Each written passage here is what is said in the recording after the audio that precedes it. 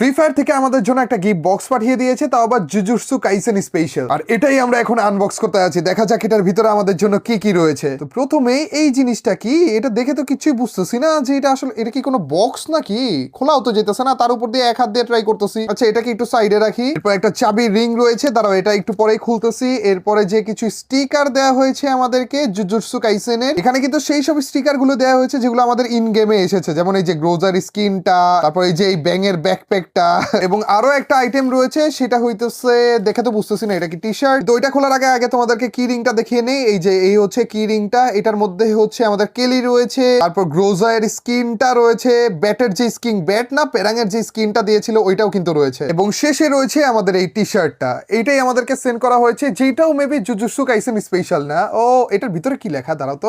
আচ্ছা আচ্ছা আচ্ছা, এই দেখো গাইস, টি শার্টটা খুলেছি আমরা। এটাতে জুজুৎসু কাইসেনের একটা ক্যারেক্টার, সাথে হাতে ধরে রয়েছে বিশাল বড় একটা গ্রোজার যে স্কিনটা এসেছে। এটা তো গ্রোজার স্কিনটাই নাকি, আমি ঠিক মতো চিনতেছি না। আর লেখা রয়েছে জুজুৎসু অ্যাওয়েকেনিং। আর শুধুমাত্র লেখাই না, হাতার দিকেও কিন্তু হালকা কিছু ডিজাইন রয়েছে। এটাও আমার কাছে খুবই ভালো লাগতেছে। থ্যাংক ইউ ফ্রি ফায়ার এত কিছু সেন্ড করার জন্য।